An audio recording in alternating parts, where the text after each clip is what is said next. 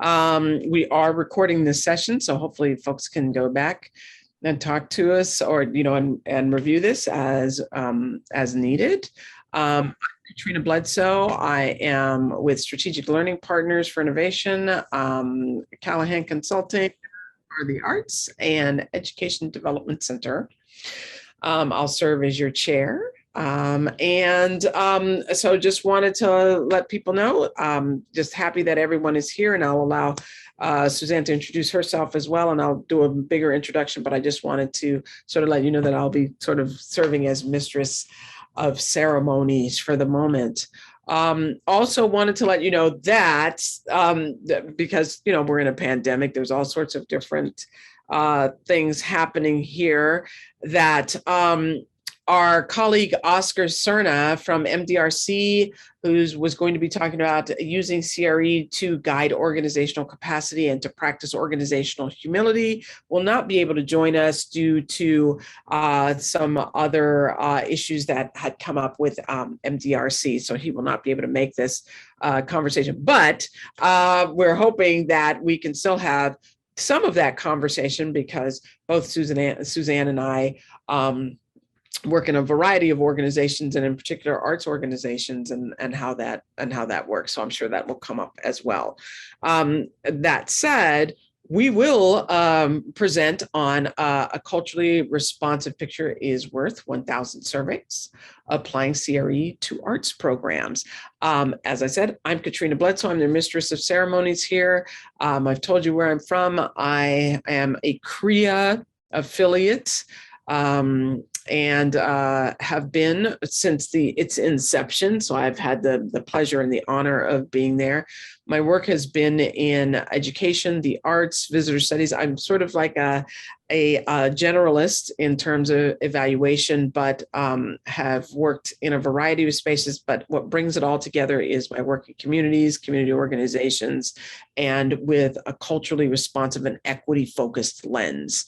So that's how I'm here. I'm going to turn it over to Suzanne Callahan to sort of introduce herself. And I'm hoping that since there are so few of us, we all can introduce ourselves. Thank you. We are a small but mighty group. I can feel it. So thank you all for being here today. I know you have many choices, and I'm actually so excited to be with you and have this conversation. My work has been for about over 30 years in funding, and arts funding specifically, and in evaluation and research related to the arts field. My main focus of my research and evaluation work is how art and artistic practice affects people. I'm going to go on to some of the work that Katrina and I have done together. We have done many outcomes-based studies, largely in Western art forms, and also programs designed to help young people. Particularly in the last 10 years, my work has shifted more to looking at and working with artists who have an artistic practice, both in funding as well as in evaluation. And these are artists whose work seeks to affect one or more communities in deep ways. What's crucial about that is the way that we look at and frame and think about artistic practice. By that, what I mean is looking at how artists and their art influences and impacts communities. Practice could be defined as research, and I mean research is broadly defined in how artists do that work. In the creative process, including the creation of works of art, in interactions with community, and sometimes in educational activities. So it really is about storytelling and truth telling at its broadest. In some ways, if there are parallels, it would be with ethnographic methods. We also have dealt with large quantitative data sets. Currently, Katrina and I are working on a project with the Doors to Charitable Foundation to assess a large quantitative data set. It's actually the largest source on foundations and foundation funding in the country. And we're looking at how that data set is measuring, or in many ways is lacking, effective measures on racial equity, and how funders are making progress in addressing that important need. And we're coming up with a different, more participatory and broader, more nuanced measuring framework for funders to better and more deeply assess their progress in that ways. So why do I tell you that about our outcomes-based studies, about quantitative data sets? That's not what you came here for today. It's because we have nothing, not only do we not have anything against those methods, we embrace them. What we're going to talk about today instead is something that I like to think of as cultural truth-telling, something that's different, something that's complementary, something that shares a range of perspectives and allows artists and us as evaluators to capture artistic practices and stories in a way that I feel enhances traditional methods. So we have this video. Do we go to that now, Katrina, the video? I think you're on mute. Sorry. Yes, we can definitely go to that. And just to also want to let folks know that since there's not two presentations, we won't take up all of your time, and you go to additional presentations as well. But what we hope is that there will be a good conversation. So Suzanne's going to go ahead and play the video that we pulled together. Welcome to A Culturally Responsive Picture is Worth 1,000 Surveys. I'm Katrina Bledsoe. I'm Suzanne Callahan. I live and work in the field of arts and culture and the practice of evaluation, research, and funding. The artists I respect most have goals similar to CREA. They bend over backwards to tell truths and reveal realities. They explore intersections and clashes of ideas, and they ask questions about what we believe and why we believe it. They're activists and community builders. At its best, art reveals meaning, and these artists are trained observers in their own right. Their images, their meanings may be coded in different ways through sound and image, through gesture and character. So I want to talk now about what's happened during COVID. Our arts world has changed. It will never fully return, nor should it. CREA centers context and relevance, and therefore we've reframed our talk to what we would have given if it were 18 months ago, because that story is no longer relevant. A large segment of the arts field is artists, managers, and performers. They work as contractors for little or no pay. Their day jobs are as food servers or art or yoga instructors, and all of that income, I mean all of it, disappeared overnight during COVID. For the most part, it has not returned. Communities have lost out too. What that means for artists like Pamela Quinn, whose work is shown at the top here, the physical touch and movement interaction that she facilitates for people with Parkinson's came to an end. For Chicago footwork dancer Murda Mami, the sense of identity that she brought to young people is showed here at the bottom. Young women of color on the south side of Chicago was not possible. Yet on a bright note, there's this degree of activism starting and sharing and brainstorming about solutions among artists. That also has been unprecedented. The mantra seems to be in my field: the system was not working and we all know it. What are we going to do about it now? I want to make some connections between CREA and the arts. Culturally responsive evaluation is a holistic framework that centers culture and context in the evaluation. In a CRE framework, evaluation is centered and influenced by cultural beliefs, values, and mores. CRE is centered in the decolonization of epistemologies, lifting up critical theories of race and voices and theories of marginalized communities, and social agendas of advocacy and activism. Given the definition of CRE, the arts have always been representative of cultural responsiveness. The arts are the stories we tell about ourselves, our communities, our values. They articulate the epistemologies in which we live, the theoretical frames of how we live our lives, and they allow us to demonstrate our support and activism for causes and values in which we believe and hold dear. The arts allow us to make meaning of our lives, help us frame questions, and both underscore and question purpose, similar to the CRE framework. A question for us to consider is, how can their artists' ways of knowing and working complement traditional methods? Really going to be 3 points that we're going to make. Given the conversation about the arts and its connection to CRE, we wish to focus on the presentation. 3 points that we're hoping to focus on in the presentation: how arts is representative and demonstrative of human connections, how we interact, connect, and sustain together, how we use art to make sense of our world, communities, and successes and challenges, demonstrating our daily ups and downs, our situations and contexts, And finally, given the two aforementioned, how we as evaluators will need to broaden our perspective in methodology and methods in evaluation to more accurately and credibly capture the meanings, perceptions, and multiple truths that exist in our world.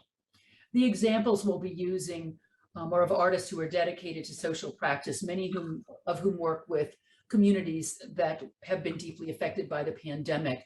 They're part of a book that I helped to conceive of and produce, here shown on the slide. So we'll talk a little bit about human connection. As mentioned earlier, evaluation is in the methods that we use to tell our stories. Artists, their art and performances are the ethnographic methods by which we tell our stories, by which we understand our world. Human connection in evaluation has often been transactional. We ask the participant to give us information, their thoughts, hopes, and dreams. We ask them to articulate their despair in return for something, usually not nearly enough. Yet evaluation is relational. It is about making connections. It is human-centered rather than intervention-centered.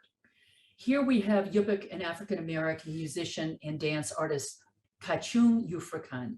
With his ensemble Pamua, he created this video we will show, Blessings in a Time of Crisis. It took a well-known traditional blessing song, was shared through a radio station in Alaska, throughout the state, and community members interpreted it in their own way.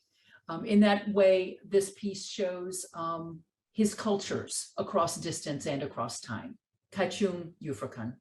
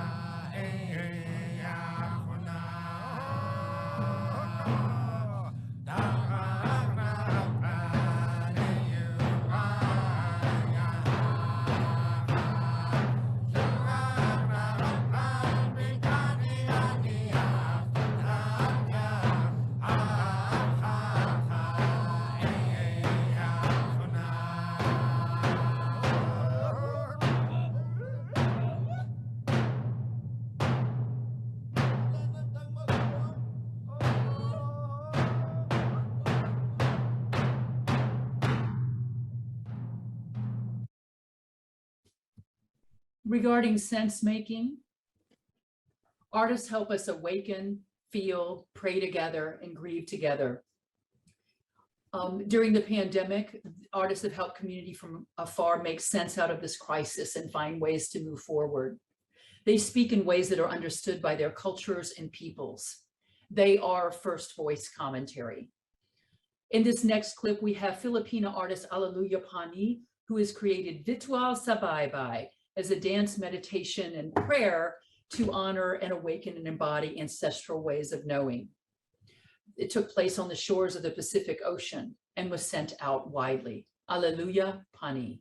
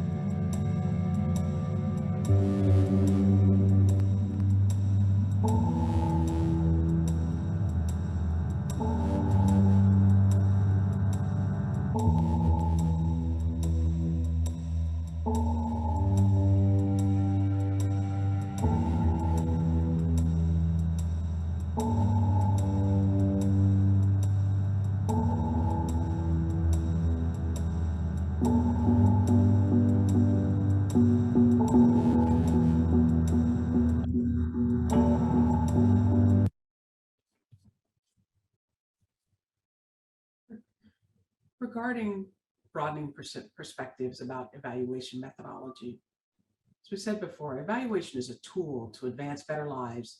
It is a strategy to help contribute to a better, loving, and more civil society. Like art, evaluation is representative of and responsive to diverse communities and societies. It is based upon human connections and relationships and sense making. To that end, the methodology and methods that we use need to be responsive to the cultures and contexts in which they are used. We need to move beyond what are considered traditional valid methods. Instead, we consider what people believe as credible evidence and trusted cultural norms can help define the methods and methodology and what is considered success or opportunities for change. In the examples we've shown today, no logic model would have conveyed the meaning and impact of what these artists have created. There was no online survey.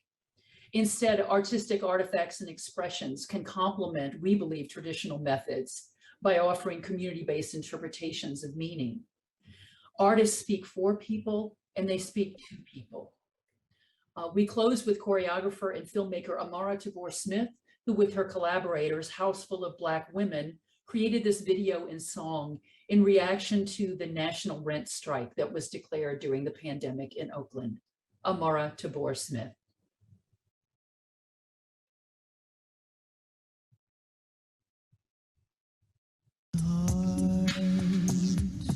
We know pay rent today. We know pay rent tomorrow. No rent till this is all over. Today we only pay with our sorrow. I hear you calling. I hear you knocking. You taped a letter on my front door. It read past due 60 days till you stop. And sisters, We only pay with our sorrow. and sisters, and sisters, Sorrow, sweet sorrow. and the children's We only listening. pay with our sorrow. And the children's listening.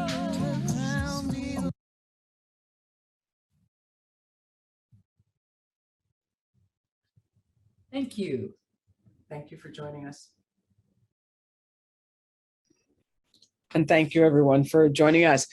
We won't hold you much more than probably about 4 o'clock this afternoon, but we wanted to have an opportunity to sort of like at least have a discussion. And for those of you who have joined us, unfortunately, Oscar Cerna will not be able to join us today due to an unexpected happening through MDRC. So it's just Suzanne and I talking a little bit about our presentation. And we would love to get some feedback and hear what people are thinking about the arts, because I know it's just a few of us here, but would love to know a little bit about how art can focus on and can inform evaluation and vice versa. And Suzanne, feel free to jump in with questions as well. Sure. Yeah, I'm really glad to have people here. I know that those of you who I know have been very involved in and interested in the arts. So really thankful to hear any perspectives you have. I did drop into chat some information about the overall book that was produced about the artist shown here, as well as many others. And in a moment, I'm going to drop in links to all 3 videos that I showed. Or that we showed. You know, in the interest of time, we were limited to 12 minutes. So it was, as you could have quite imagined, hard to select a 60-second or so clip of each of the 3 artists. So the links I'll be sending you are at least 3 minutes long. Also, the quality is a little clearer since it won't be streaming. I just wanted to share a little bit more about the artists themselves, since we do have the luxury of a few more minutes with you. First, about Kachum Yufrakan. I wanted to share that his community is largely indigenous peoples. He is, as said in the presentation, Yupik and African American. He tends to work a lot with teens to encourage them to embrace both identities. And his group Pamua, it's a musical ensemble, travels around the world. Just get over here. Alleluia Pani, she's an elder and an immigrant. Her community is largely the Filipinx community, but she also works with other groups in the Bay Area where she's based. She was an immigrant who came to the US when she was 11. And she challenges colonial ideas of what it means to be Filipina in our country. And then finally, Amara Tabor Smith. She works largely with women who are being trafficked and also with Black women. During the pandemic, she's been handing out personal protective gear to women being trafficked. And I did also want to share a few reflections on how I think these artists and their work overlap with the themes in the conference itself. Yesterday's, I heard Jerry Peake speak in her session about self-care as a radical form of self-justice. Amara Tabor Smith, for example, centers that in much of her work. One of her performances, it's a performance-based or performance art-based piece in Oakland. We're in a group of largely African-American women simply spend the weekend together resting. It's performative in nature. It's a bit of a hybrid between ritual and simply group interaction. I've never been to it. I wouldn't qualify it, but I have seen some video footage of it. Jerry Peake yesterday talked about large studies, how with their indicators inherently require summarization. And she talked about the weakness in our process or evaluation and research process of the controlling nature of the dominant society. You know, these artists here, we're not speaking to dominant cultures. I feel they can open up our sense of summarizations and animate them with these first voice perspectives that you saw today. And then referring to the keynote, the beautiful keynote we saw yesterday from Patricia Lowe, she talked a lot on relationships built on kinship. And I felt as if Kachun's video, Kachun Ufrikans showed that, this sense of kinship among and across Yupik people in Alaska, which centered on this participatory experience. He created the song with Pamua, he sent it out, he encouraged collective interpretation, and the results have had millions of views. Pamua are excellent musicians in their own right. As mentioned, they travel around the world, not during the when the pandemic's not happening, that is. But this is not about their artistic quote unquote excellence. This is about kinship and connection among people. The summarization is the video. You can imagine what we just saw is compared to a bar graph saying X percentage of people liked a video that an artist did. So some ways when we center methods that are not our own and not what we're used to, we can open up and animate and really just extend and clarify people's perspectives on the very program and interventions that we're seeking to elevate. So I think that's mostly what I have. Yep. No, this is great. Thanks, Suzanne, because you know, this gets to the point that we were trying to make in the video that we pulled together. Is that the methodology that we're really trying to think about now is really about, it's about people. So much we have centered in a lot of our evaluations about, you know, it's really about like, what is this particular thing going to do to people and how will it make the difference in our lives? But it's really about that. But instead, it's a different question that we're asking, which is, what are our lives like? And there are these things that make our lives more joyful and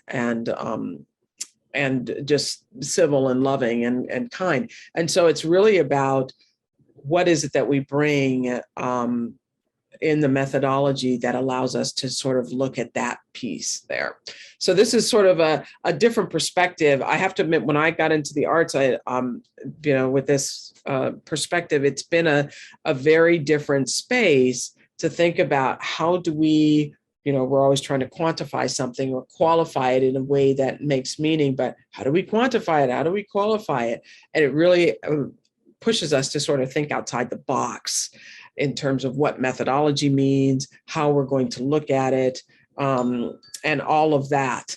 And then what's going to be considered, credible evidence for folks. And it's usually about what people believe, what they love, what has meaning for them. So just wanted to say a couple words on that. But I did want to open it up to folks, since there's so few of us, would love to hear some feedback about, what you've seen and the work that you've been doing in this area as well. Or really anything at all. Questions, comments, agreement, disagreement, anything's truly welcome here.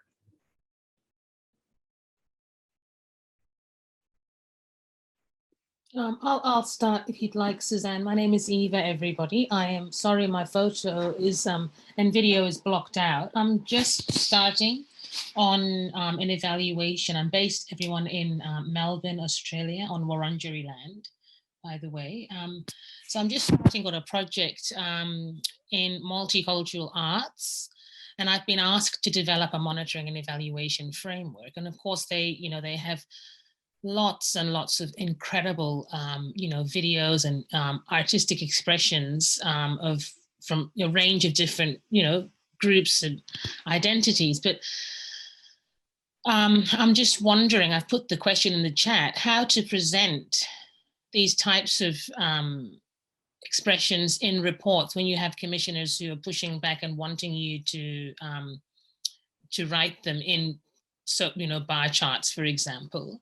And the second question I have is that the project's asking that I build capacity of the internal staff to analyze some of this data and just to develop an overarching monitoring and evaluation framework.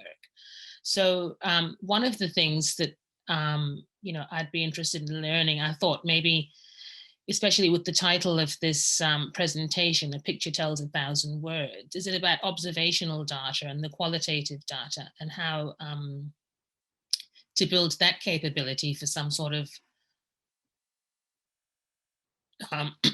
like to generate a report along those lines? I know it's not what you're talking about, Suzanne, but I just think that in the world I'm currently in, I don't have the time to kind of push back and say, I think that the video will be enough, if that makes sense.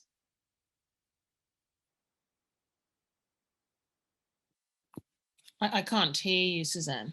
Unmute, Suzanne. When you talk about observational data, what are you meaning? What is it that you'd be observing? The pictures and the videos, right? So generating a report, with the artist, alongside the artist, to come up to make sense of what they're expressing. So I might have to write that, and then perhaps have the video embedded in that. I was just wondering if that's something that you are suggesting or have explored. I think we were exploring these as larger sort of manifestations of cultural storytelling than the specifics or pragmatics of how to integrate them in a report. I mean, I think that where I would see these, again, very hypothetically fitting into an evaluative or almost a developmental study, would be on the impacts of some of these situations on the very cultures of people that were presented in the film work that these artists chose to present, so or chose to research. So, for example, if there were a study done on the impacts or interventions that were arts-based on women being trafficked in Oakland during the pandemic, something like this could fit in with a study like that. But yeah, I'll go in, because Eva, I think I hear the question as sort of like, we'd love to, and tell me if I'm interpreting this right. we'd love to be able to do that. And we know that that's probably the right thing to do, but what happens, my funder wants numbers. Am I in the space there? Is that kind of? Yeah, numbers and words and stories as well. Yeah. And I think I'm just, Yeah. So I think that, I'll just say this. I mean, the stories, I think you can certainly tell, and the numbers, it's not that we're saying, toss out. Certainly I wouldn't be, and I don't think Suzanne would either. And I'll let Suzanne say a word on that. I don't think you toss out the numbers per se. I mean, if there's a reasonable survey to ask, because I think even some of the artists would want to know, hey, how many people or who was touched and in what way. So we're not saying that, we're just saying sort of like broadening out the perspective on that and letting, I would be more inclined to, in addition to, like, let's say a good interview, but maybe having those videos, especially if I were to do it with the artist, I would let the artist really sort of like expand on that video and sort of like integrate the video in with those stories that the artist might be telling, and maybe other people that have had access to it or might be impacted by it. So it's more along the lines of, how do you use, how can you sort of like bring in different perspectives? And Susanna, I want to hear what you're saying on that, but bringing in different modes or modalities to sort of build out a more robust story as well. And I would definitely say, at least in my perspective, it's sort of like a both and in that, and you have to consider different audiences, because let's say you're presenting to your the folks who are the participants, who are the focus of what folks are trying to do. They may not want to hear a bunch of surveys. They might more likely resound with the artist and the artist telling those stories. So it's sort of like knowing the audience, but to your point, not throwing out that, but more sort of using that to build a more robust understanding. Suzanne, I know you have some thoughts on that as well. Yeah, there was a writer back in the 80s, and his name is escaping me now. I believe it was Clifford, who talked about the inherent reductive act of writing culture. We're taking a culture and reducing it to words. And so, and I know that in so many instances, like most of our clients, what be they funders, government agencies, universities, nonprofits, they want a report, which almost always is something on a piece of paper that involves words and bar graphs. And I don't say that in the pejorative.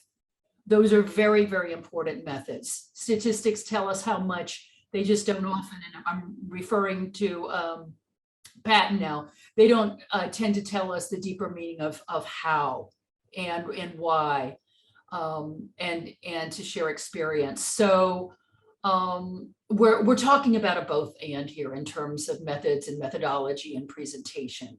And so in a way, if you think of those words as capturing what we're used to capturing, but in a way, these cultural artifacts, the artistic material, as widening the aperture, as zooming out on cultures. And also I want to acknowledge that artists themselves are summarizing all the time in the stories they tell. Your average artist may have years worth of film footage or hours, months worth of rehearsal material that they are by nature editing, just like we edit our reports, down to what they hope is a crystallization of stories and of again, that idea of cultural truth telling.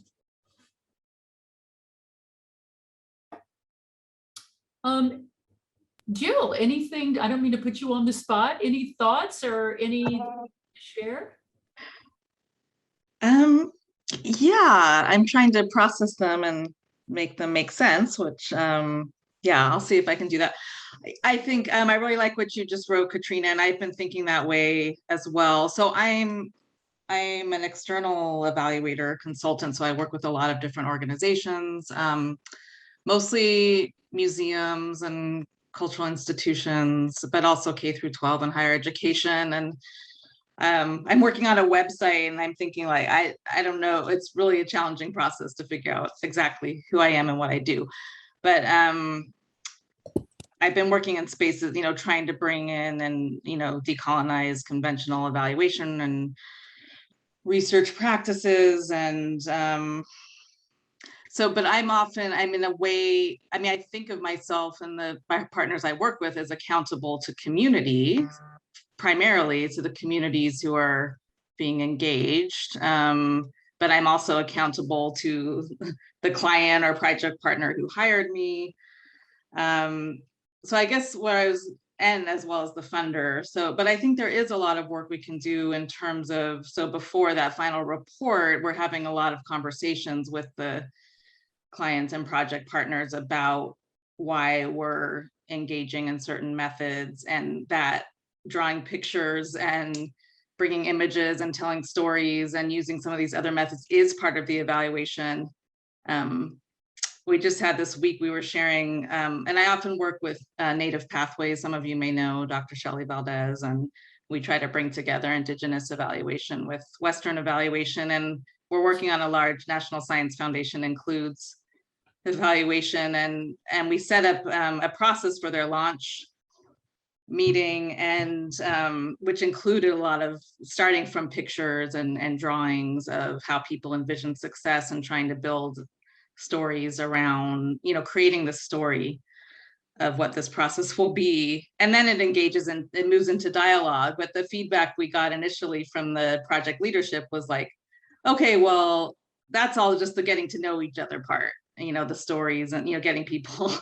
And then, and then the rest is the evaluation. So it's just trying to, over time, come to a shared understanding that part and getting to know each other and the relationship building is central to the evaluation, and that these images and stories that we're gathering in the beginning is deeply part of that process.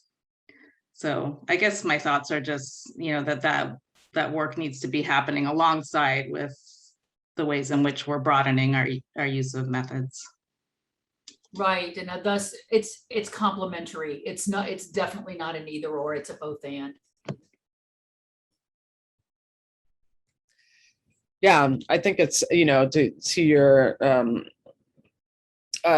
point, Jill, it's, we're at this point in our space as evaluators of, trying to sort of like make sure that everybody has what they need, our funders and all of that. But also I think we're being put on the spot a little bit more to be those people, to also push them, and then also reminding them that we have, that there are multiple stakeholders in this, and that everyone deserves to see themselves in that space, or should see themselves as a stakeholder, as a stakeholder, as one person, or as a group with an equal share of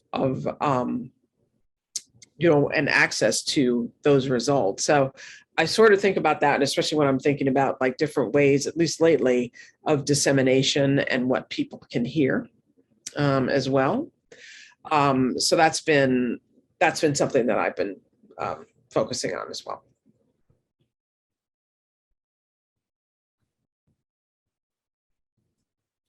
And Suzanne, I think Eva, you had a question about the book by the author regarding tendencies to reduce culture.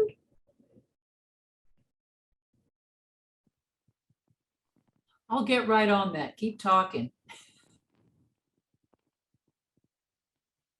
Other perspectives from folks as well? I'd love to hear from folks. Welcome, Stafford. Hey. Great. Bouncing around. Well, we know you're bouncing around, but just wanted to say a shout out and that we recognize you. And thank you. Yeah, good to see you all. Hello. And Joy, I know nothing about art evaluation except for I pick up and listening to Suzanne on occasion. You have a great artist behind you right now. Yeah, Yeah, no, that's real there. I hope some of that vibe continues always as I do some of my thinking here. Oh, yeah, excellent, wonderful. But would love to hear from folks, as you've been doing that work, and I know, again, also with Oscar's presentation was supposed to also,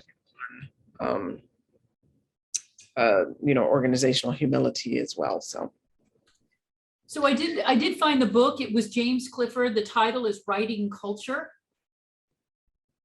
The Poetics and Politics of Ethnography. I dropped that link in the chat. Grant, would you like to, any thoughts to share? I keep sitting here thinking, like, I really wish I could come up with a good question, but I don't know if y'all noticed in the chat, but I had to answer my landlord called me because it was like a fridge being delivered and everything. So I missed the videos. So I feel like any question I ask would just be some version of like, what did I miss? But I guess I'm wondering, okay, so I work for a foundation and we have a new initiative, the BIPOC Arts Network and Fund, based in Houston. And Oh, Six Toe Wagon is running that, right? yeah. He's an old friend. Oh, that's awesome. Yeah, he's very, very cool.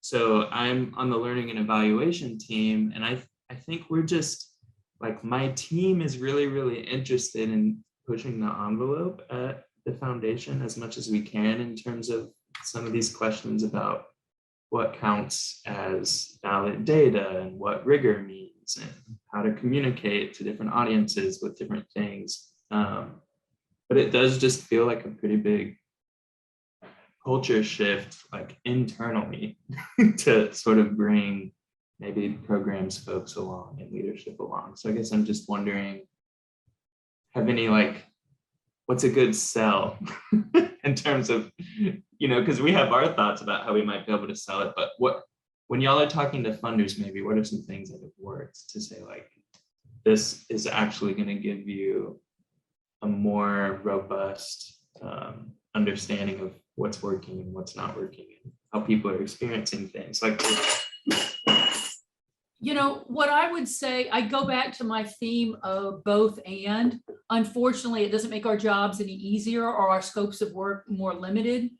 I think if it were me, and it has been me in numerous ways, I would start with what they're familiar with and add to it, rather than try to get in a debate of this rather than this. You may have to ease in gently. I will say with some funders, some funders are more converted than others.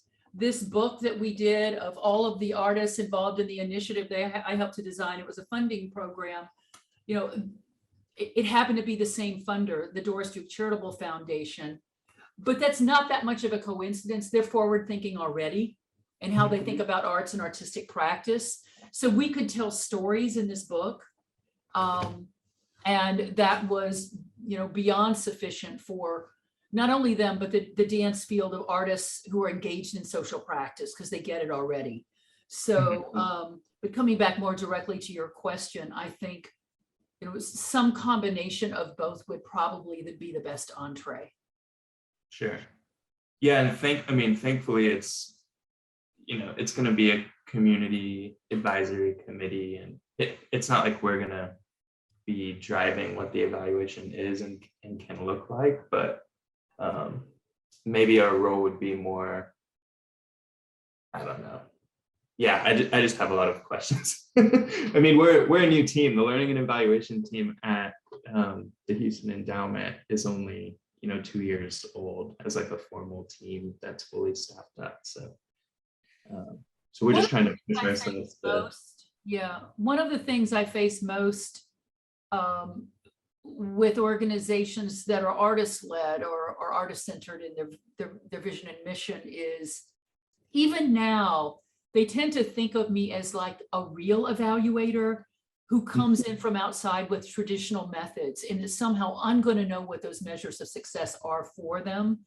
Almost like when you go to a doctor's appointment. The doctor has the real training. And I don't really have any myself. So, sometimes it's sort of making a room or a community of people that are centered on success, realize that they have some ability based partly on their perspectives and lived experience to define what success is and should means.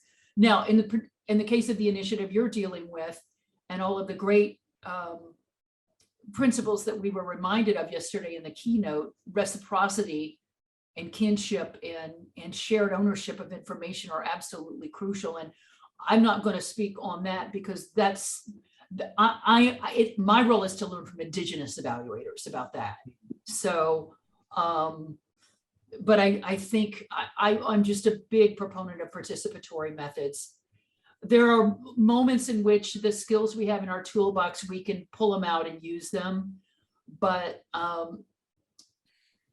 the evaluations that go best, I'm never truly leading them. People may think I am, but I am not. It's when there is a group process that all is in general not only rowing in the same direction, but very open to changing course and very open to listening to constructive learning about where their program is going. And you might at some key moments in your program hear some of that.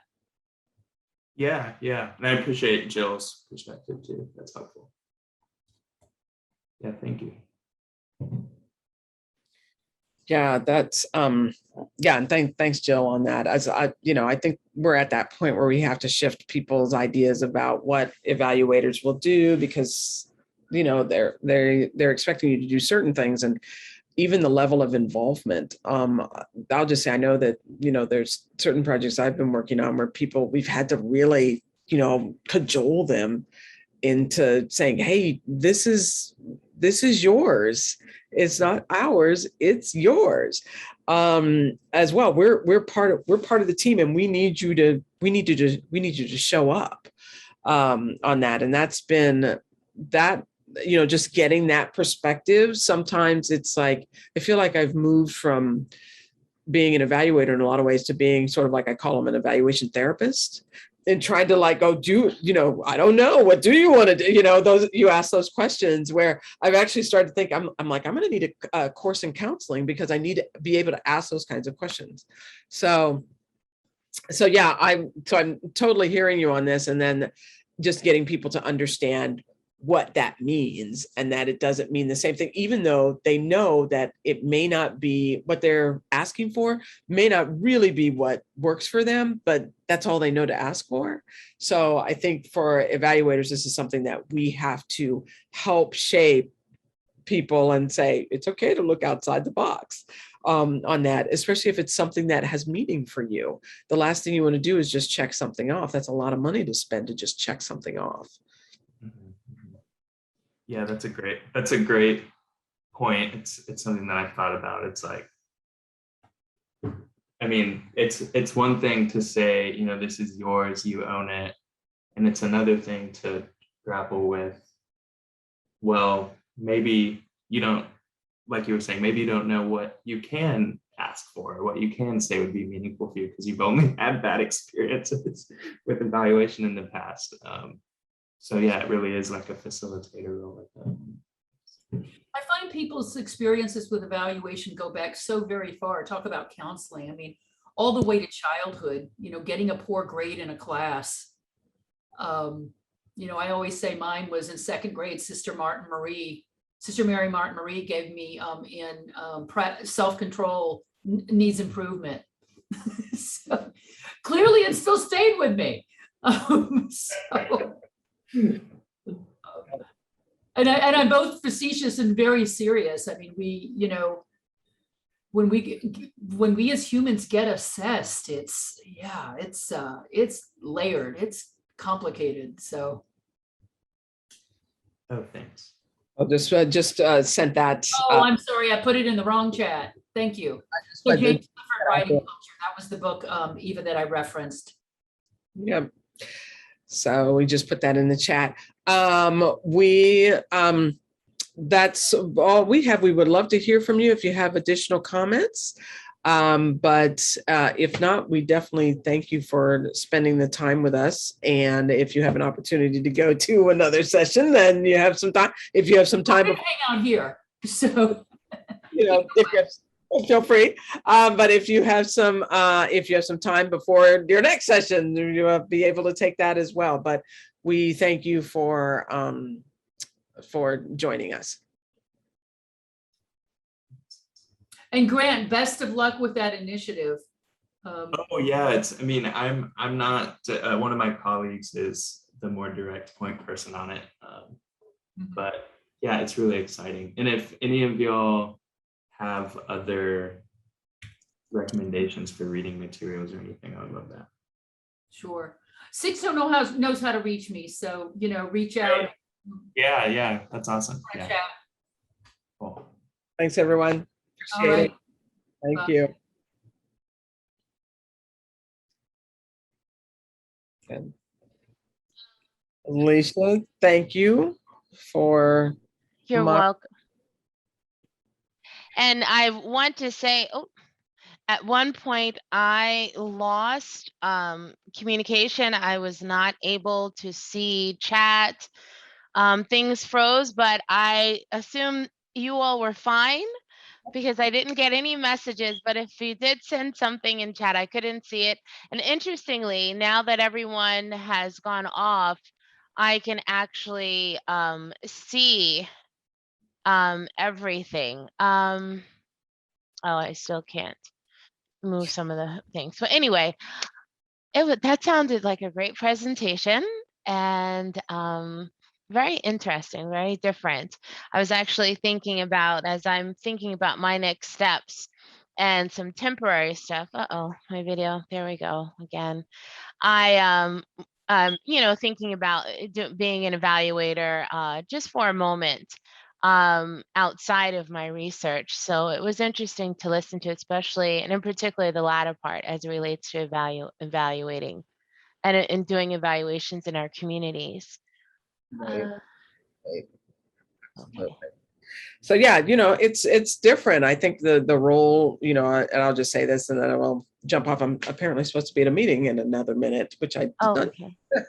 But, it's kind of weird, but I'll say this. And maybe Suzanne, you have some thoughts about this.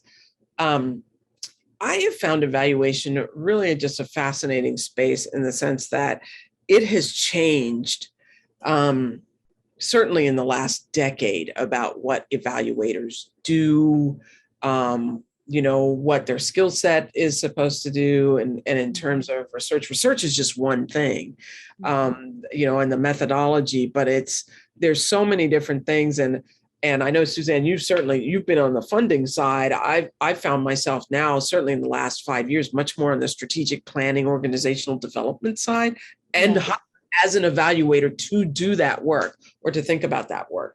So yeah, it's different. Yeah, go ahead, Suzanne. It's all the things. I mean, you really figuring out whether a program or the degree to which it's succeeding or not often involves planning at the front end to help direct or redirect where a program is going, as well as research during and at the end. What I would say, and this goes back to participatory methods from years ago that plenty of good people wrote about, including Patton and there's an organization innovation. Anyway, this is not an original thought, is what I'm about to say, is don't wait till the end of a program to evaluate it. Because very often you've missed almost all of the opportunities to gather really meaningful information as a program's happening, as participants are involved in it. If you wanted to use any of the more ephemeral methods that we presented today, you certainly couldn't do those after the fact. They would have to take place during. So yeah, I think that's really a main point. And also, what you do find out at the end of a program or even after the fact is people's perspectives on the value of that program. And sometimes that's not evident halfway through a program. Sometimes it could take a year or years out afterwards for them to look back and go, that thing I did, I can see now where it's led to in my life. Right. So unfortunately, I guess both and is my theme today. And you've got considerations of money. I mean, Right. would that we all had all the money in the world to evaluate every program as comprehensively as, we are suggesting today. You just in the end up picking some things. Okay. Okay. Yep. Thank you. Thank you both. Yeah, thanks so much. We really appreciate it. Go to another meeting, Katrina. I'll circle Oh, back. yeah. with you, but Alicia, thank you so much. Really appreciate your being here. Thank you. And I look forward to if I need to reach out, I would love to reach out to either of you or both. Thank you. Of course. Thank you.